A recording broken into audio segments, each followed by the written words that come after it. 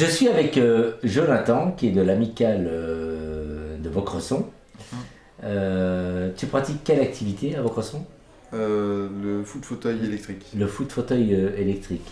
Donc il y a de nombreuses disciplines en e-sport qui sont développées à Vaucresson. J'aimerais bien que tu nous en parles un peu avant de revenir au foot fauteuil. Qu'est-ce qui se propose? En fait, il y a du foot en salle à 5, Oui. le foot à 5, et, et le foot fauteuil électrique. Vous dites qu'à Vaucresson, donc, il est possible de pratiquer donc, le foot fauteuil, le foot à 5 Oui. aussi. Ce sont des activités qui sont pratiquées en parallèle des études ou c'est après l'école? Par exemple, pour le foot fauteuil, c'est en général c'est le mercredi Ouais. après-midi. Il y a des collégiens qui n'ont pas cours parce que on est plus ou moins avec le lycée Toulouse-Lautrec en fait. Et du coup, eux ils pratiquent le sport, l'entraînement l'après-midi. Et sinon, c'est les week-ends. Il y a des week-ends de compétition. Ouais. Et comment vous êtes venu à la pratique foot fauteuil, vous? En fait, c'était quand j'étais en 6e. J'ai commencé à me déplacer un petit peu en fauteuil électrique, alors qu'avant je me déplaçais normalement. Ouais. Et du coup, j'aimais bien le foot. Ouais. Du coup, foot fauteuil, c'était en fait une évidence. Et vous en pratiquez à quel niveau aujourd'hui? Aujourd'hui, je suis en division 2, donc c'est la deuxième plus haute division.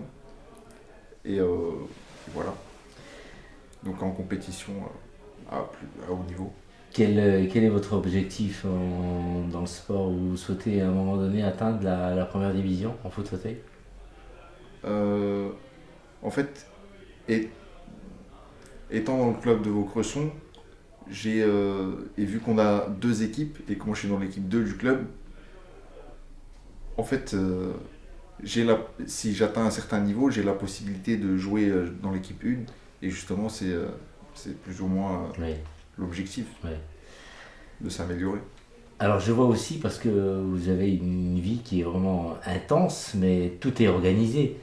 Là, donc après l'interview, vous avez déjà calculé votre temps, parce que vous allez devoir prendre un bus pour rentrer chez vous. Il faut tomber sur un bus accessible, c'est pas toujours simple. J'ai la chance d'habiter à Boulogne. Oui. Du coup, à Boulogne, on a la chance d'avoir des bus plus ou moins tous accessibles. Oui. Enfin, depuis que je prends le bus dans Boulogne, j'ai jamais eu de soucis de bus non adaptés. Et quand vous sortez de Boulogne? Quand je sors de Boulogne, justement pour pallier à ce problème, j'évite de prendre les bus, tout ça. Je prends il y a la PAM ou des taxis Horizon. Et dernièrement, il y a aussi Uber Access. Ouais. Et alors, vous avez votre association, elle fait tout un travail aussi pour rechercher des sponsors. Ouais. D'ailleurs, une fois, on s'était vu, je crois, comme l'a rappelé, c'est vous qui me l'avez rappelé, à Nokia. Ouais. On avait fait une visite de Nokia, par exemple, pour eux, pour les entreprises, voilà, pour avoir des fonds. Et donc les entreprises vous aident un peu pour effectivement développer un peu votre discipline et vous aider parfois soit à vous procurer du matériel sportif ou même à assurer des déplacements, parce que vous participez aussi, c'est ce qui coûte cher aux compétitions internationales. Ouais, on a, par exemple, avec mon club, on a participé à une compétition au Danemark. Oui. La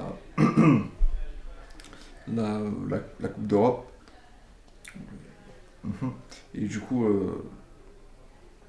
voilà, on participe à des compétitions internationales, en effet. Merci Jonathan.